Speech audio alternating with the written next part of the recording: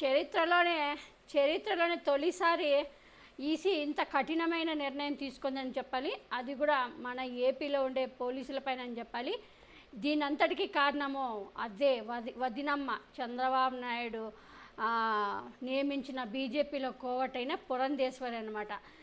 బావ ఆనందం కోసము ఈసీకి లెటర్ రాసి వీళ్ళందరినీ మార్చాలి, ఎలక్షన్ ముందు వీళ్ళంతా వైసీపీ వాళ్ళే, వీళ్ళందరినీ మార్చండి అంటూ ఎవరిని నియమించాలో కూడా ఈమె ఒక లెటర్ రాసి వాళ్ళ పేర్లు ఇచ్చి ఈసీకి లెటర్ రాసిందనమాట. ఈమె చెప్పినట్టే పాపం మందికే కదా బీజేపీలో ఉంది కాబట్టి ఈమె చెప్పినట్టే వాళ్ళు కూడా నియమించారు.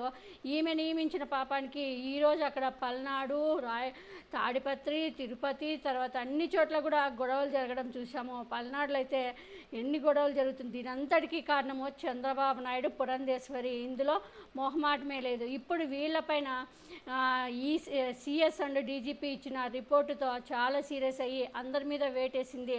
ఎవరెవరి మీద వేటేసిందో చూద్దాము. ఇది చరిత్రలోనే తొలిసారి అని చెప్పాలి. కలెక్టర్ నుంచి ఎస్ఐల వరకు కఠిన చర్యలు తీసుకుంది కేంద్ర ఎన్నికల సంఘము.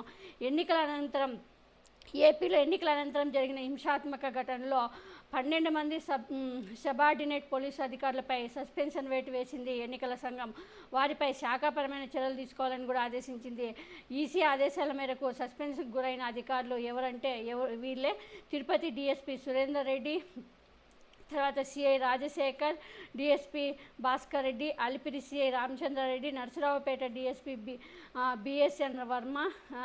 ఈయన రావు కృష్ణారావు భార్యకి తర్వాత వీళ్ళ ఫ్రెండ్స్ అంట వీళ్ళిద్దరూను. కాబట్టి ఈయన డిఎస్పీ బిఎస్ఎన్ వర్మ భార్య వాళ్ళ ఫ్రెండ్స్ అంట. కాబట్టి ఇక్కడ అందుకే ఈ నరసరావుపేటలో ఈయన ఫోన్లు ఎత్తుకోకుండా ఎంపీ అనిల్ కుమార్ యాదవ్ ఫోన్ చేస్తే ఎత్తుకోకుండా వీళ్ళంతా కావాలని అక్కడ గొడవలు సృష్టించారనేది ఇప్పుడు అక్కడ కార్యకర్తలు చెప్తున్న విషయం అనమాట.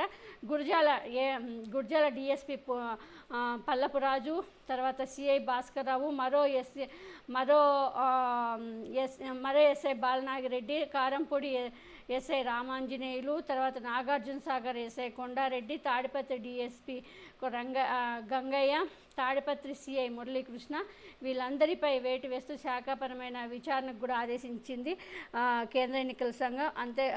తర్వాత ప్రత్యేక సిట్టు కూడా ఏర్పాటు చేసి దర్యాప్తు నిర్వహించాలని కూడా ఆదేశించింది. అంతేకాదు వీరిపై తీసుకున్న చర్యలపై 2 రోజుల్లో వివరణ ఇవ్వాలని కూడా రాష్ట్ర ప్రభుత్వాన్ని కేంద్ర ఎన్నికల సంఘం ఆదేశించింది. నిజంగా ఇది చెప్పాలి ఇంతమంది పైన దీని అంతటికీ కారణం మాత్రము పురంధేశ్వరి, చంద్రబాబు నాయుడు అనే చెప్పుకోవాలి.